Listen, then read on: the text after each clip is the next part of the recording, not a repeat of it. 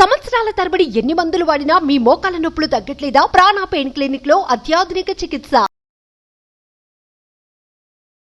Hello Ram గారు. Hi నారాజు. Visualisation 2.0 happy మనీలో previous వీడియోలో మనం వెల్త్ గురించి మాట్లాడుకోవటం జరిగింది. జపనీస్ టెక్నిక్స్ ఏం చెప్తున్నాయి, డబ్బు సంపాదించమని చెప్తుంది, సేవ్ చేయమని చెప్తుంది, ఖర్చు పెట్టమని కూడా చెప్తుంది.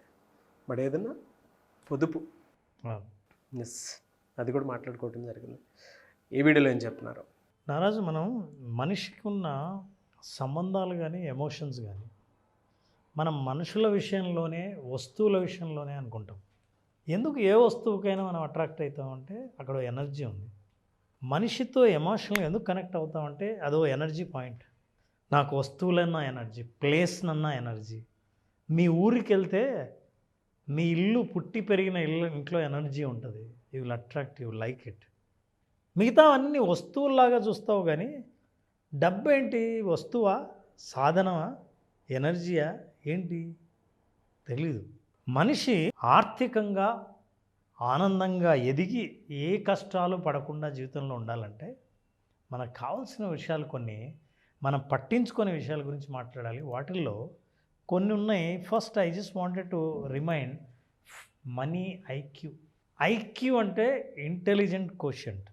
ఐక్యూ, మనీ ఐక్యూ ఏం చెప్తుందంటే that is talking about financial literacy. Naraju, దీన్ని ఫైనాన్షియల్ లిటరసీ అంటాం. అంటే ఏంటి? ఎక్కడ ఇన్వెస్ట్ చేయాలి, ఎలా అనవసరంగా ఖర్చు చేయకూడదు, ఏదైతే లాభం, ఎక్కడ మనం పెడితే డబ్బులు మనకు డబల్ అవుతాయో లేకపోతే పెరుగుతాయి, stocks, debentures, what ever it is, వీటి గురించి మనం మాట్లాడడం లేదు. దీన్ని ఐక్యూ అంటాం. మనిషికి ఉండవలసిన నాలెడ్జ్ ఉండడం, ముఖ్యంగా ఫైనాన్స్కి సంబంధించింది. ఆ ఫైనాన్షియల్ లిటరసీ అని అంటారు. ఆ ఫైనాన్షియల్ లిటరసీ కనుక ఉంటే నీకు ఎక్కడ డబ్బులు ఖర్చు పెట్టాలో ఎక్కడ పెట్టకూడదో మనకు తెలుస్తుంది. ఫైనాన్షియల్ లిటరసీ అనేది చాలా అవసరం. ఇది మనీ ఐక్యూ. నేను చెప్పకపోయినా చాలా ఛానళ్ళు, చాలామంది వ్యక్తులు ఏది లాభదాయకమో, ఏ పని చేస్తే మంచిదో అందరూ చెప్తున్నారు. కానీ మనీ ఐక్యూ చెప్పేవాళ్ళు చాలామంది కనిపిస్తారు కానీ నారాజు మనకు మనీ ఈక్యూ చెప్పేవాళ్ళు ఉండరు. ఇది ఎమోషనల్ కోషెంట్. మనీతో ఉన్న ఎమోషన్స్ ఎలాంటివి అనేది చాలా ఇంపార్టెంట్. నారాజు, మన విజువలైజేషన్లో కూడా మనం ఎమోషన్స్కి ఎక్కువ ప్రాధాన్యత ఇస్తాం. విజువలైజేషన్ చేస్తున్నప్పుడు మీ ఎమోషన్స్ మీకు కావలసిన దాన్ని మీ దగ్గరికి ఎలా తెచ్చిపెడతాయి, మీరు కోరుకుంటున్న వాటి అవకాశాలు మీ కళ్ళెదురుగా కనిపించేటట్టు ఎలా చేస్తాయి, ఎమోషన్స్ని మీరు ఎట్లా జనరేట్ చేయాలి, సిక్స్త్ సెన్స్ అంటే ఏంటి, వీటన్నిటిని మనం ఎమోషన్స్ గురించి మాట్లాడాం. ఎమోషనల్ కోషెంట్ డబ్బు దగ్గర చాలా అవసరం. కోషెంట్ ఏంటంటే ఎమోషనల్ ఇంటెలిజెన్స్ నుంచి పుట్టిందే ఎమోషనల్ కోషెంట్. మీ ఈక్యూ స్కోరు ఎమోషన్స్ విత్ డబ్బు చాలా జాగ్రత్తగా ఉండాలి. డబ్బు అంటే కొంతమంది పక్క వాళ్ళ డబ్బు చేతికిస్తే పరాయి సొమ్ము మట్టితో సమానం, మనం దాన్ని తగ్గకూడదు అని. పరాయి సొమ్ము మనకు పాముతో అంటే ఎమోషనల్ కోషెంట్ ఉన్నవాడు ఆశపడ్డు చూస్తే. ఎవరైనా ఇగో ఈ వ్యాపారం చాలా లాభం, 4 రెట్లు 5 రెట్లు లాభం వస్తుందంటే ఎమోషనల్ కోషెంట్ ఉన్నవాడు దాంట్లో ఊరికి ఆవేశపడ్డు. ఫైనాన్షియల్ ఎమోషనల్ లిటరసీ చాలా అవసరం. ఈ లిటరసీ ఉన్నవాడు ఏంటంటే డబ్బులు చూస్తూనే దీన్ని నేను ఏం చేయగలను అని భావోద్వేగంతో కాకుండా ఆలోచన తీరుతో తన నిర్ణయాలు తీసుకుంటాడు. ఆర్థిక నిర్ణయాలు ఏదైనా సరే చాలామంది Naraju how you feel and how you relate అన్నది చాలా ముఖ్యమైన విషయం అని తెలియదు. మీరు ఎలా భావిస్తున్నారు, మీరు ఎలా కనెక్ట్ అవుతున్నారు మనకి డబ్బులకి అనేది ఎవరు ఆలోచించరు. నేను కనెక్ట్ అవ్వడం అంటే ఏంటి అర్థం కాదు. అలా కనెక్ట్ అవ్వని వాళ్ళు ఏం చేస్తారు తెలుసా అండి? Blunders. They take emotional decisions. ఎలక్షన్స్లో పందాలు పెడతారు, క్రికెట్ ఆడుతుంటే పందాలు పెడతారు, వీడియో గేమ్లు ఆడతారు, స్టాక్ మార్కెట్లో ట్రేడింగ్ చేస్తే రాత్రికి రాత్రి కోటీశ్వరులు అయిపోతారని అనుకునే ఎమోషనల్ డెసిషన్. అందులో చాలా రకాలైన ప్రిన్సిపల్స్ ఉన్నాయి. మీరు డబ్బులు పెట్టి ఎట్లా పోయింది కదా అని ఉన్నది మొత్తం పెట్టే ఒక రకమైన ఎమోషన్. రాత్రికి రాత్రి నిర్ణయాలు తీసుకునేవి. Not only that, terrible judgements.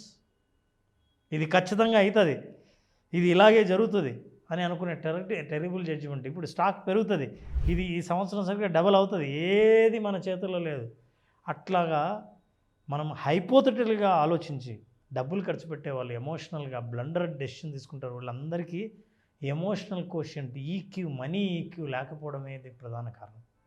ఈ మనీ ఈక్యూ లేకపోతే మనీని దుబారాగా ఖర్చు పెడతారు. ఉన్నట్టుండి వస్తుంది, వచ్చిన దాన్ని నిలబెట్టుకోలేరు. చాలామంది సాధారణ మనిషి కోట్లు లాటరీలో తగిలితే ఆ డబ్బుని ఎలా ఉపయోగిస్తున్నాడు అన్న దాన్ని బట్టి అతని మనీ ఈక్యూ ఎలా ఉందో చెప్పచ్చు. అతని ఎమోషన్స్ ఎలా ఉన్నాయా? విచ్చలవిడిగా ఖర్చు పెట్టేసి నేను ఎంజాయ్ చేశానని అనుకుంటాడా? ఆ డబ్బుతో తనకున్న కనెక్షన్ ఎలా? అందుకే ఎవరో కోన్మనేగా కరోర్పతిలో ఒక అతను కోటీశ్వరుడు అయిపోయి ఆ డబ్బుతో ఉన్న ఎమోషనల్ రిలేషన్షిప్ పాజిటివ్గా లేకపోతే కరెక్ట్గా సంవత్సరం తిరిగేసరికి స్కూల్ టీచర్గా ప్రైవేట్ ఆ స్కూల్లో జాబ్ చేస్తూ ఉన్న డబ్బులన్నీ పోగొట్టుకున్నాడు. 7 కోట్లు విన్ అయిన వ్యక్తి. బా. సో డబ్బులు రావడం కాదు, ఆ డబ్బులతో మీ ఎమోషన్స్ ఎలా ఉన్నాయి అన్నది. సో ఇలా టెర్రిబుల్ డెసిషన్ తీసుకుంటారు. జనరల్గా ఇవి కొన్ని సాధారణమైనవి. మామూలుగా టాప్ ఫైనాన్షియల్ మిస్టేక్స్ ఏం చేస్తారంటే నారాజు, 20 ఏళ్ల వయసులో ఎప్పుడు రిటైర్మెంట్ ప్లాన్ అసలు అవసరమని కూడా అనుకోరు. వాళ్ళు ఇన్వెస్ట్మెంట్ గురించి ఆలోచించారు, ఖర్చు గురించి ఆలోచిస్తారు. ఇప్పుడెప్పుడే సంపాదిస్తాం, ఏదైనా సరే ఏం కావాలనుకున్నావో, ఇన్ని రోజులు ఏ కోరికలు తీర్చలేదో అవన్నీ తీర్చేసుకుందాం అనుకుంటారు. ఏజ్ 20లో. ఏజ్ 30 ఏం చేస్తారంటే సేవింగ్ చేస్తుంటారు, కానీ ఆర్గనైజ్డ్గా సేవింగ్స్ ఉండవు. ఇది చూస్తుంటే చాలా భయంగా ఉంచారు నాకు. ఎందుకు మన ఏజ్లో మనం చేసే మిస్టేక్స్ ఏంటో గుర్తొస్తాయి. ఆ ఏజ్ ఆఫ్ 30 అనేది చూసారా, జుమ్మని గుచ్చుకుంటున్నాయి. Improper financial planning. నువ్వు వచ్చిన దాన్ని ఏం చేస్తున్నాం, ఎక్కడుంది, అది మన కోసం పనిచేస్తుందా, మనం దానికోసం చేస్తున్నాం. ఫర్ ఎగ్జాంపుల్ వచ్చిన డబ్బులు అంతా తీసుకొని మంచి ఎక్స్పెన్సివ్ కారు కొన్నాం అనుకోండి. ఇప్పుడు వచ్చిన డబ్బులు నీకు దానికోసం నువ్వు చేస్తున్నావా, అది నీకోసం పనిచేస్తుందా అన్నది చాలా ఇంపార్టెంట్.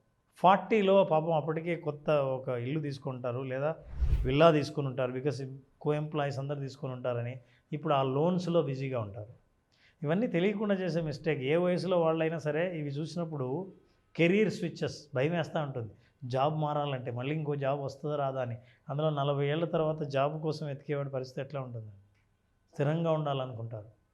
50 ఏళ్లలో చెప్పేది ఏంటంటే రిటైర్మెంట్ సేవింగ్స్ సరిపోతాయా లేదా అని. అంతేకాదు, they will let their people use their money. ఆ వయసులో వాళ్ళ పిల్లలు పెద్దవాళ్ళు ఏంటి 20 ఇయర్స్ ఏజ్కి వచ్చి ఉంటారు. వాళ్ళు ఏం చేస్తారంటే ఈ డబ్బులు ఖర్చు పెడతారు. గుండె జల్లుమంటుంది సార్, ఇచ్చేస్తుంటే స్టాటిస్టిక్స్ లాగా ఉంది. స్టాటిస్టిక్స్ ఇది ఎంత అదే కంప్లీట్ సార్, అంటే ఏజ్ వైజ్ ఇచ్చినటువంటిది. ఈ ఏజ్లో జరిగే సాధారణ మిస్టేక్స్. ఈ మిస్టేక్స్ చేయకండి. మీరు నిజంగా సంపన్నులు అవ్వాలంటే, ధనవంతులుగా ఇతరులు అనుకున్నా అనుకోకపోయినా మనకు సంబంధం లేదు, మనం సంపన్నులమా కాదా అనే విషయం మనకు తెలియాలంటే this is very very important. These are all financial mistakes. వీటికి ఐక్యూ ఉంటే సరిపోతుంది. నారాజు అన్ని స్టడీస్లో తేలింది ఏంటంటే, మనిషి లైఫ్లో ఎప్పుడైతే మనీ ఈక్యూ ఉందో బలంగా, మనీ ఈక్యూ, ఎమోషనల్గా మీరు మనీని ఎట్లా వాడాలో చూస్తూనే మీ ఎమోషన్స్లో మొత్తం షేక్, ఎక్కువ డబ్బులు చూస్తూనే అది మీదంటూనే ఎట్లా ఆలోచిస్తారు, పక్కవాడికి ఇంత వచ్చిందంటే ఎలా ఆలోచిస్తారు, అసలు డబ్బు మంది కాదు అని అనిపించినప్పుడు మీకు ఎట్లా అనిపిస్తుంది. ఇలాంటి భావాలన్నింటినీ మీరు ఒక్కసారి పరిశీలిస్తే మీ ఎమోషనల్ ఇంటెలిజెన్స్ మీద, ఎమోషనల్ కోషెంట్ మీదే మీ మనీ ఐక్యూ కూడా ఆధారపడి ఉంటుంది. ఎక్కడ ఇన్వెస్ట్ చేయాలి, అబ్బో ఇది డబల్ వస్తుందంట కదా అనేది నీ ఎమోషన్. అప్పుడు ఇన్వెస్ట్ చేసామనుకో, ఉన్నది పోయి వాడు బోర్డు తిప్పేస్తాడు. వాళ్ళు ఇలాగే సంపాదించారంట రియల్ ఎస్టేట్లో అని పెట్టి డిమాండ్ పడిపోతూనే పట్టుమని మారిపోయింది. గవర్నమెంట్ మారిపోతూనే పరిస్థితి ఎట్లుంటుందో ఎవరికి తెలియదు. సో నీ ఎమోషన్స్తో నువ్వు తీసుకునే నిర్ణయమే నీ ఐక్యూ కూడా దెబ్బతింటుంది. కాబట్టి నీ ఐక్యూ కూడా, ఇంటెలిజెన్స్ ఎక్కడ చేయాలి, ఎంత చేయాలి, ఎప్పుడు చేయాలి అనేది నీ ఎమోషన్స్ మీదే ఆధారపడి ఉంటుంది. ఇప్పుడు ఫైనల్గా మనం అర్థం చేసుకోవాల్సింది ఏంటంటే, మనిషి ఎమోషన్స్ అన్నీ ఎట్లా ఏర్పడతాయి. ఫర్ ఎగ్జాంపుల్, చిన్నప్పుడు మనం ఇంట్లో పిల్లలు ఉండగా ఇంట్లో భార్యాభర్తలు కొట్లాడుకుంటారు అనుకుందాం. ఎప్పుడు కొట్లాడతారు వాళ్ళ రిలేషన్షిప్. నేను హోంవర్క్ చేసుకోవాలనుకుంటే కొట్లాడతారని ఎవరైనా పిల్లలు వాళ్ళ ఇంట్లో ప్రతి సందర్భంలో అమ్మా నాన్న కొట్లాడుతుంటే, ఈ పిల్లలు పెద్ద అయిన తర్వాత అరే లేదా అమ్మాయి నీకు పెళ్లి చేద్దాం అనుకుంటున్నావు అని అన్నారనుకోండి, అప్పుడు ఏమనిపిస్తుంది? నాకు పెళ్ళే వద్దు మొర్రో, అసలు ఇద్దరు పెళ్ళి చేసుకుంటే ఎట్లుంటారో నేను చిన్నప్పటి నుంచి నరకం అనుభవించాను. ఇప్పుడు పెళ్ళంటే భయం. ఈ పెళ్ళంటే భయం వల్ల ఏం చేస్తారు తెలుసా? ఎవడు దగ్గరకు వచ్చి పెళ్లి చేసుకుంటానంటాడు అని మనుషులకు దూరంగా ఉంటారు. మనుషులకు దూరంగా ఉండడం వల్ల ఎవరు ప్రేమించినా, దగ్గరకు వచ్చి స్నేహం చేసినా అసలు మనుషులతో కలవడమే మంచిది కాదని దూరంగా ఉంటారు. నీ ఎమోషను, నీ అనుభవం ఏ బిహేవియర్కి దారితీసింది మనకు తెలీదు. డబ్బు విషయంలో చిన్నప్పటి నుంచి మనం ఎదుర్కొన్న అనుభవాలు మన బిహేవియర్కి ప్రధాన కారణాలు. అందులో ఆ వయసులో వాళ్ళకి పడే ఇంప్రెషన్స్ కానీ, అనుభవాలు కానీ, అనుభూతులు కానీ బిహేవియర్గా మారడానికి అవే కారణాలు అని అందరికీ తెలుసు. సో ఇట్లాంటి అనుభవాల నుంచి బయటపడి మనం ఎప్పుడైతే బ్యాలెన్స్ చేసుకుంటామో, ఎలా ఇది మనీ ఐక్యూ, మనీ ఈక్యూ రెండు బ్యాలెన్స్ అయితే వెల్తీ లైఫ్కి దారితీస్తుంది. Fantastic sir. ఇది సైకిల్. ఎస్. ఈ సైకిల్ని మనం కరెక్ట్గా సాధించడం ఎలా అని తెలుసుకోవాలంటే విజువలైజేషన్ 2.0 హ్యాపీ మనీ. ఉన్న మనీ కానీ, పెంచాలనుకున్న మనీ కానీ, కాపాడుకోవాలనుకున్న మనీ కానీ, సంపాదించాలనుకున్న మనీని కానీ హ్యాపీగా సంపాదించడం ఎలా, నువ్వు జీవితంలో హ్యాపీగా ఉండడం ఎలా తెలుసుకోవాలంటే హ్యాపీ మనీని అటెండ్ అవ్వాల్సిందే. Now understanding the power of emotions are very very important because that determines your emotions with money. మీరు అర్థం చేసుకోకపోతే మనీ పట్ల మీ భావోద్వేగాలను మీరు అర్థం చేసుకోవడంలో కూడా ఫెయిల్ అవుతారు.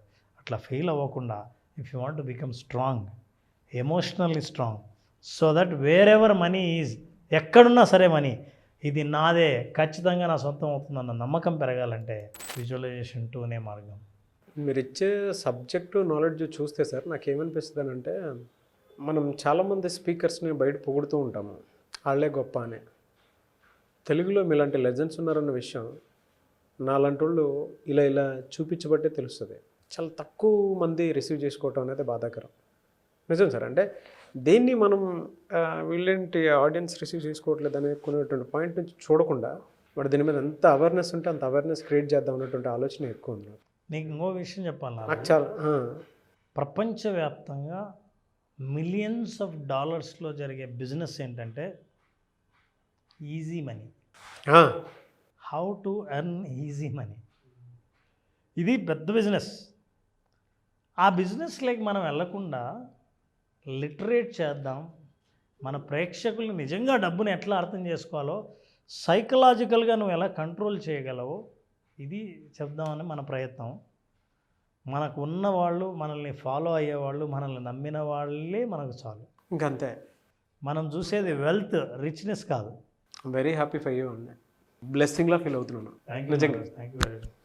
My blessing. మన ఆడియన్స్ కానీ ప్రతిసారి ఆడియన్స్ నా గురించి చెప్పినప్పుడు నాగరాజు అనే పేరు చెప్పకుండా నాతో చెప్పరు.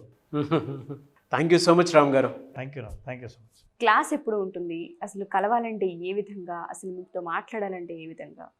మనం ఈ క్లాస్ను 20th జూన్ స్టార్ట్ చేస్తున్నాం. 28th జూన్, జూన్ 20వ తేదీన మహిళల కోసం. అంటే మహిళలు అంటే ఎవరైతే కుటుంబంలో సాధించాలని అనుకున్న వాళ్ళు, కలలుగానే మిగిలిపోయి ఇక ముందుకు వెళ్ళలేని వాళ్ళు ఎవరైతే ఉన్నారో వాళ్ళందరి కోసం ఈ విజువలైజేషన్ అనే టూలు అద్భుతంగా మానసిక స్థితిలో మార్పు తీసుకొచ్చి, ఆలోచనల్లో మార్పు తీసుకొచ్చి, పరిస్థితులను కూడా మార్చేటట్టు ఎంత సెల్ఫ్ కాన్ఫిడెన్స్ డెవలప్ చేయగలదో ఈ ప్రోగ్రామ్ అటెండ్ అయితే వాళ్ళకి తెలుస్తుంది. మహిళలు చేసే ఎన్నో పాత్రల్లో ఆ పాత్రకు సంబంధించిన న్యాయాన్ని అద్భుతంగా చేస్తూ వాళ్ళకి స్వయం తృప్తి, ఎప్పుడైనా సరే వాళ్ళు చేస్తున్న పని ఎవరి కోసమో చేస్తున్నామని కాకుండా సెల్ఫ్ సాటిస్ఫాక్షన్ నాకు అద్భుతంగా ఉందని అనిపించేటట్టు వాళ్ళు ఫీల్ అవ్వాలని అంటే ఖచ్చితంగా ఈ అద్భుతమైన సాధనాన్ని ఉపయోగించి భవిష్యత్తును వాళ్ళే డిజైన్ చేసుకునే స్థితిని తీసుకెళ్లే ప్రోగ్రామ్ విజువలైజేషన్ ఫర్ విమెన్. ఎన్ని డేస్ ఉంటుంది సార్ ఈ ప్రోగ్రామ్? 5 days ఉంటుందండి.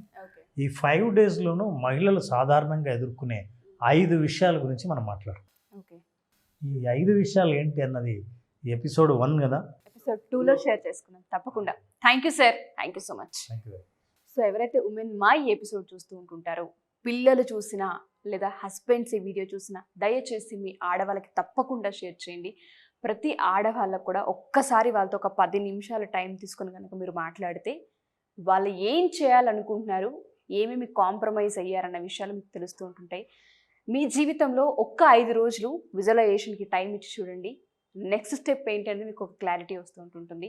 సో ఎవరైనా సరే క్లాస్కి అటెండ్ అవ్వాలి అనుకున్నా, డీటెయిల్స్ తెలుసుకోవాలి అనుకున్నా, కింద స్క్రోల్ అవుతున్న కాంటాక్ట్ నెంబర్ని కాంటాక్ట్ చేస్తే రామ్ గారి మీకు పూర్తి వివరాలు అందిస్తారు. Thank you.